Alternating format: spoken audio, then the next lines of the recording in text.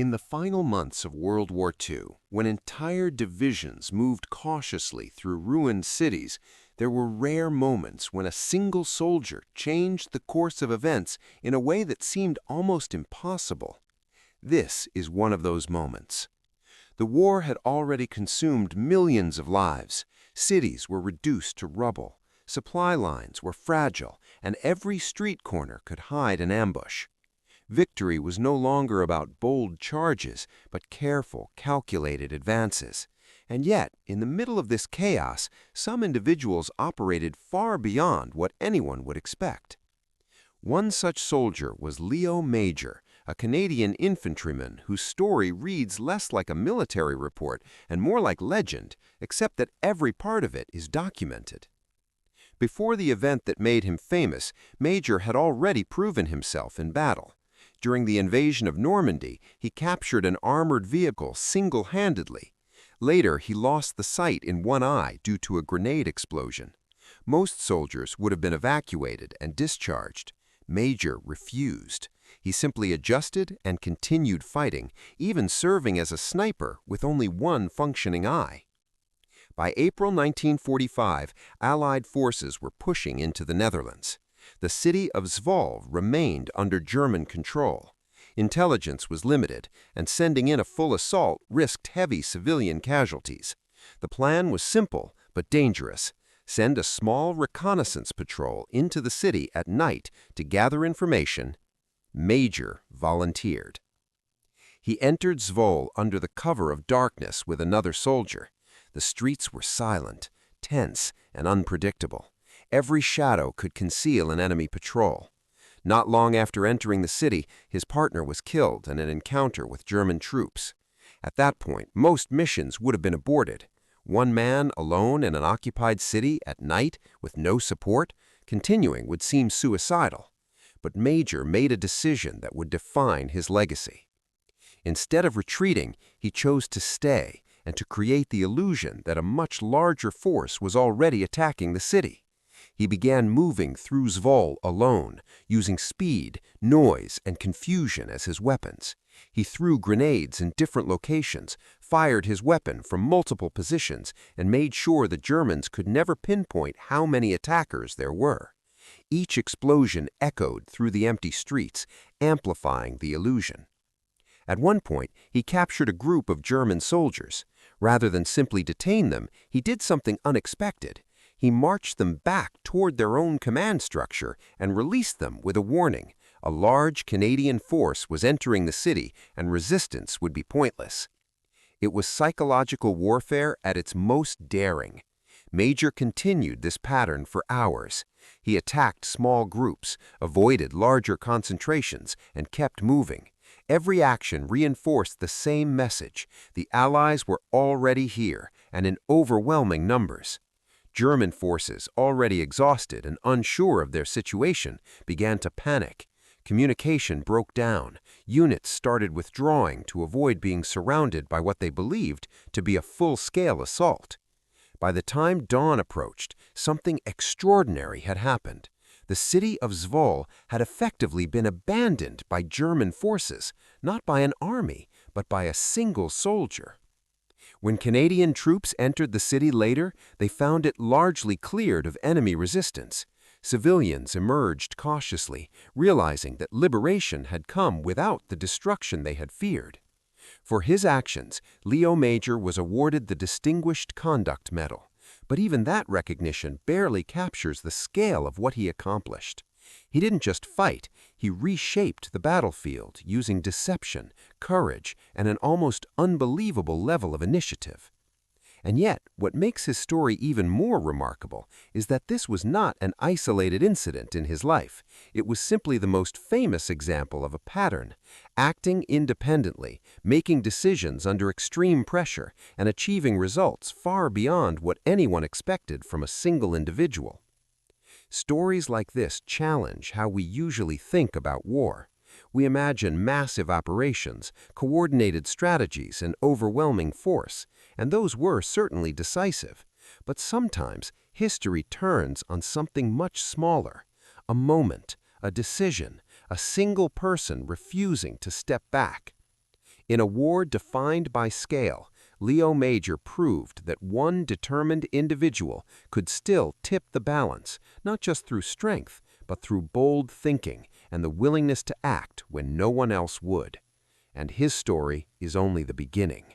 War on the Eastern and Western fronts was not just a clash of armies, it was a clash of machines, speed, and decision-making under extreme pressure. Among the most feared weapons of the Second World War were tanks, and among the men who commanded them, a few stood out not just for their skill, but for their ability to dominate entire battlefields. One name that became almost legendary among both allies and enemies was Michael Wittmann, a German tank commander whose actions in combat turned him into one of the most talked-about figures of armored warfare.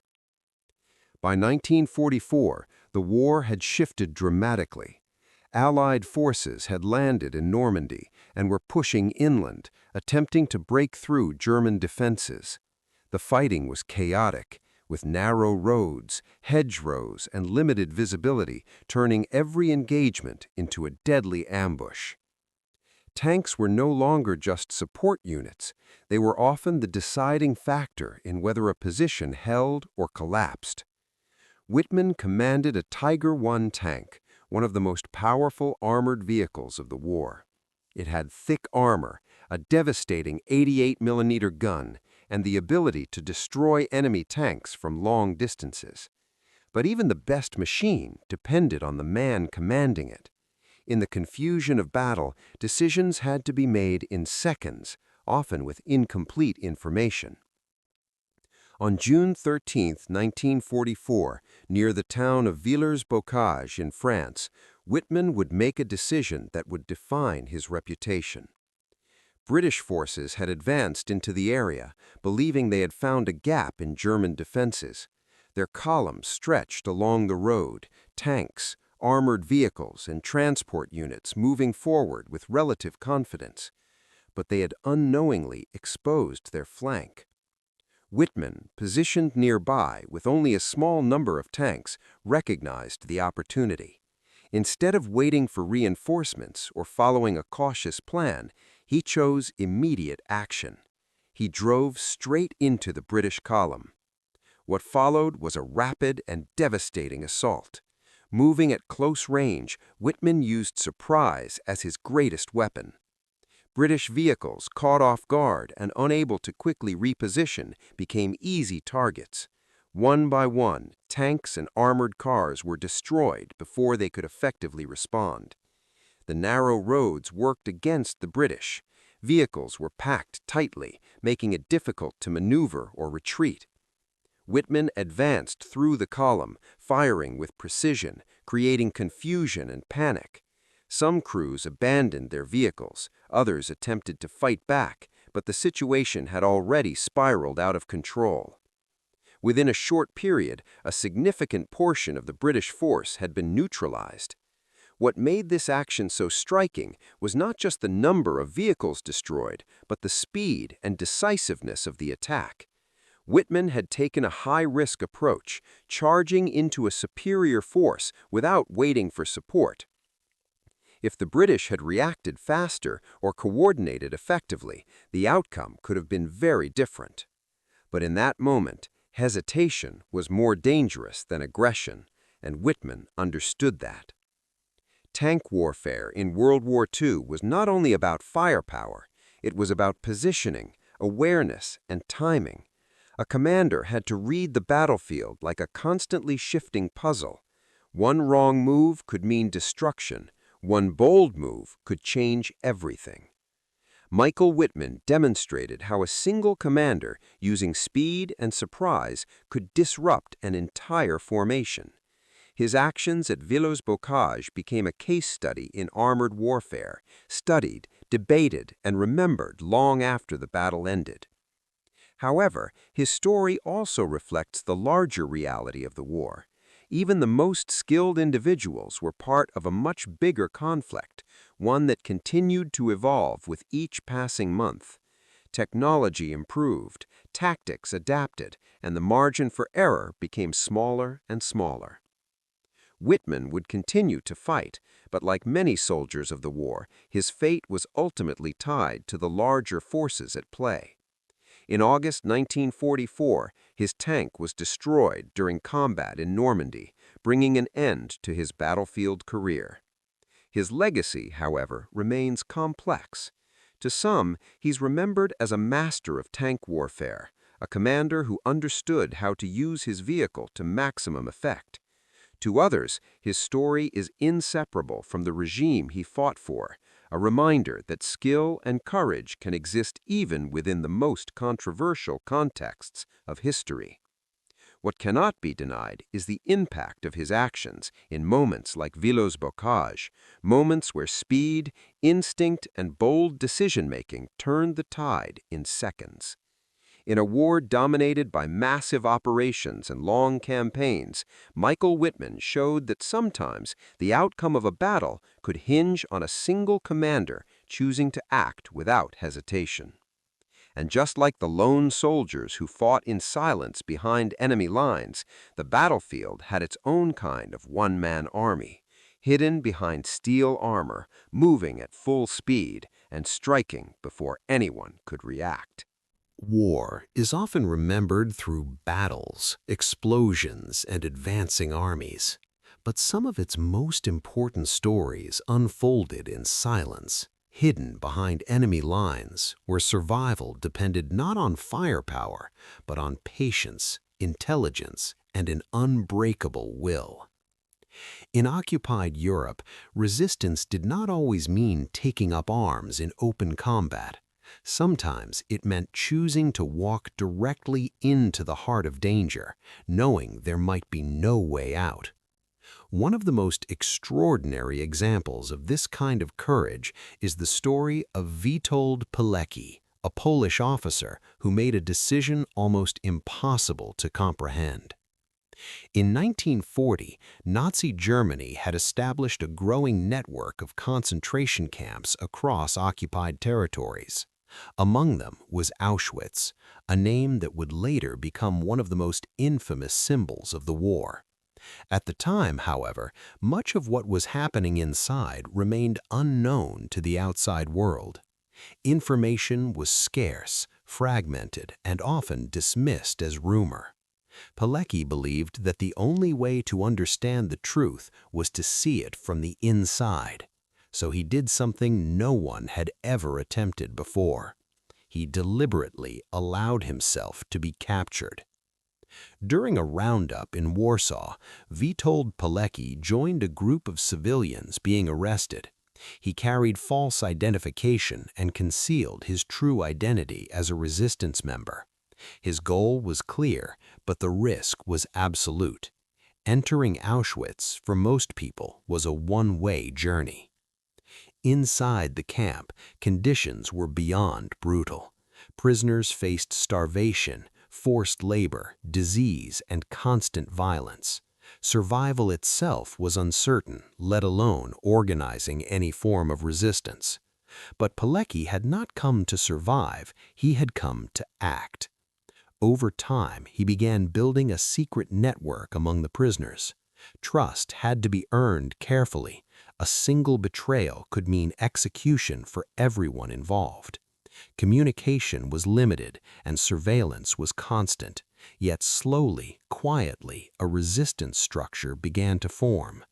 Members shared information, supported one another, and prepared for the possibility of an uprising. More importantly, they began sending reports to the outside world. These reports described the reality of Auschwitz in chilling detail: mass imprisonment, systematic killings, and the scale of what was happening. Smuggled out piece by piece, they became some of the earliest eyewitness accounts of the Holocaust. But the response from outside was not what Pilecki had hoped. Despite the evidence, large-scale action against the camp did not come. The war was complex, resources were stretched, and decisions were made far from the suffering inside the camp's walls. For Pilecki, waiting was no longer enough. After nearly 3 years inside Auschwitz, he made another impossible decision: to escape. In 1943, along with 2 other prisoners, they carried out a carefully planned breakout. Under the cover of night, they overpowered a guard, cut communication lines, and fled into the darkness.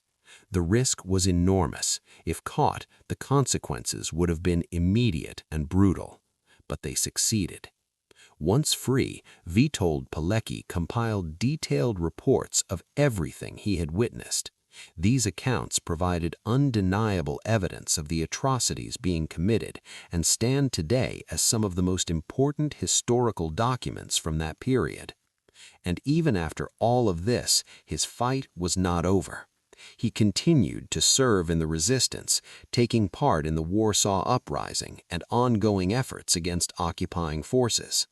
His life became a continuous chain of decisions that placed him in danger for the sake of something larger than himself. What makes his story so powerful is not just the risk he took, but the purpose behind it. He did not act for recognition or survival.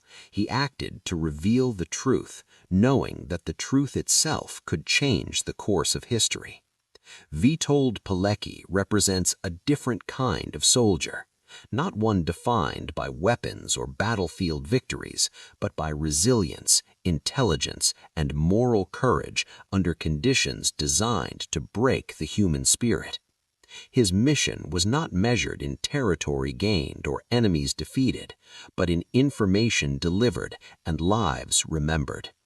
In a war filled with noise and destruction, his actions remind us that some of the most important battles were fought in silence, where the greatest weapon was the courage to witness, to endure, and to make sure the world would one day know what happened.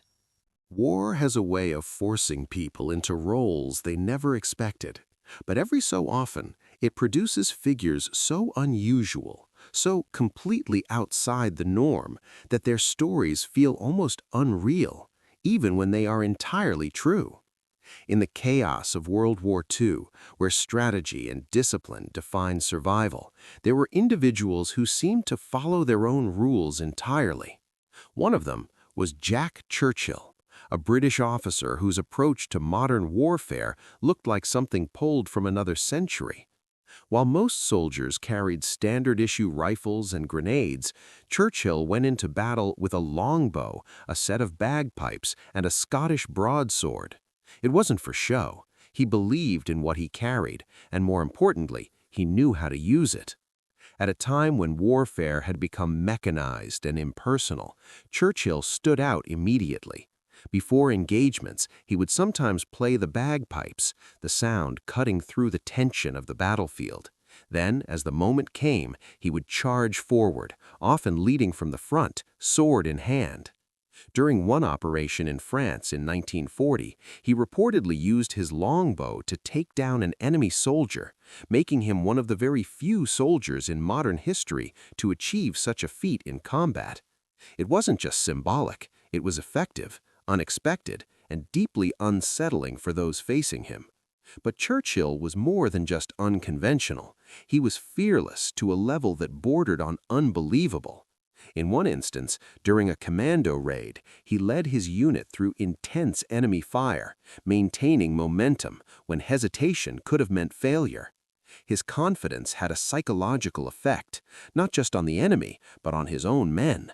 When your commander charges forward with a sword in a world of machine guns, standing still no longer feels like an option. Eventually, Churchill was captured by German forces. Even in captivity, his behavior remained defiant.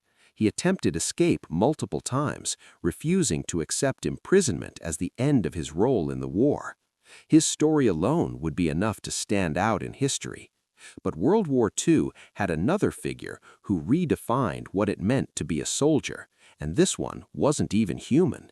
His name was Wojtek. Wojtek was a Syrian brown bear adopted by Polish soldiers during their journey through the Middle East.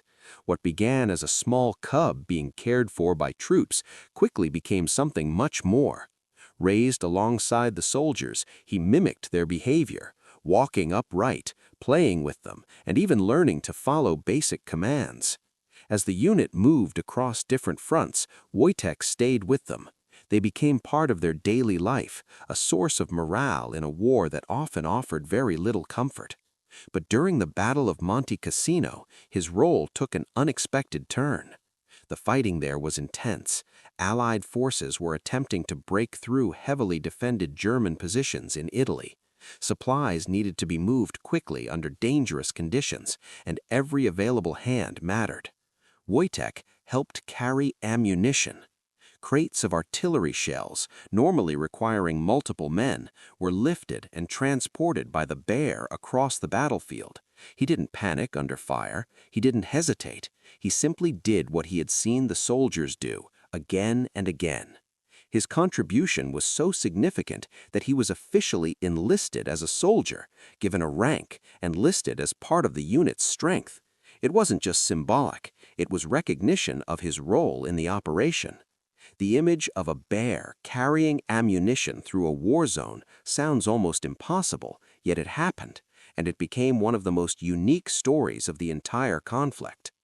What connects Jack Churchill and Wojtek is not just how unusual they were, but the effect they had on those around them. War is as much psychological as it is physical. Morale, belief, and the ability to endure can determine the outcome just as much as weapons and numbers. Both Churchill and Wojtek became symbols, reminders that even in the darkest situations, something unexpected could inspire strength. They broke the pattern of what soldiers were supposed to be. One fought with weapons from another era in a modern war. The other wasn't even supposed to be there at all. Yet both became part of something larger, leaving behind stories that continue to stand out in a conflict filled with extremes. In a world defined by strict orders and calculated moves, they represented something different: unpredictability, individuality, and the strange human side of war that refuses to be reduced to statistics. Because sometimes the most powerful stories are not just about victory or defeat, but about the extraordinary ways people and even animals find their place in history. By the final years of World War II, the nature of warfare had evolved into something far more complex than front lines and open battles. Behind the scenes, a different kind of war was being fought, one of sabotage, infiltration, and high-risk missions carried out by small, highly trained units. These were operations where success depended not on numbers, but on precision. A single team, or even a single individual, could alter the course of events far beyond what seemed possible. One of the most well-known figures associated with these missions was Otto Skorzeny, an Austrian-born officer who became synonymous with daring special operations. In 1943, an event took place that would define his reputation. Italian dictator Benito Mussolini had been removed from power and imprisoned by his own government. He was held in a remote mountain hotel, heavily guarded and considered unreachable by conventional means. For Nazi Germany, rescuing him was both a Rajnitic and symbolic priority. The mission required speed, surprise, and absolute precision. Skorzeny was chosen to be part of the operation. Instead of launching a large-scale assault, the plan relied on gliders, silent aircraft that could land close to the target without warning. It was an enormous risk. There would be no second chance, no easy retreat, and no guarantee that the landing itself would succeed. As the gliders approached the mountain, every second mattered. One wrong move could lead to disaster. But they landed. The commandos moved quickly, overwhelming the guards before a coordinated defense could form. Within minutes, they reached Mussolini. The entire operation, from landing to extraction, unfolded with a level of speed that left little time for resistance. Mussolini was freed without a single shot being fired during the main assault. The success of the mission turned Otto Skorzeny into an international figure almost overnight. It demonstrated the power of unconventional tactics, how a carefully planned operation could achieve what a full military assault might struggle to accomplish. But this was only one example of a much broader shift in how war was being fought. Special operations units on all sides began to take on increasingly important roles. They disrupted supply lines, gathered intelligence, and carried out missions deep behind enemy territory. These were soldiers trained to operate in uncertainty, where plans could change in an instant, and survival depended on adaptability. Skorzeny himself would go on to participate in other operations, including missions involving deception and infiltration during the later stages of the war. Some of these plans pushed the boundaries of conventional warfare, blurring the line between combat and psychological strategy. What made these operations so impactful was not just their success, but their efficiency. In a war that had consumed vast resources and lives, these missions showed that sometimes precision could achieve what scale could not. Yet, like many figures of the war, Skorzeny's legacy is complicated. His actions are tied to a regime responsible for immense destruction and suffering. While his tactical abilities are often studied, they cannot be separated from the context in which they were used. And that complexity is part of what defines the final chapter of this story. World War II was not shaped by a single type of soldier. It was shaped by many, those who fought alone in enemy cities, those who dominated battlefields with machines, those who resisted from within the darkest places, and those who carried out missions that seemed impossible. Each of these individuals operated in different ways, under different conditions, but they shared something in common: the ability to act decisively when it mattered most, because sometimes it did.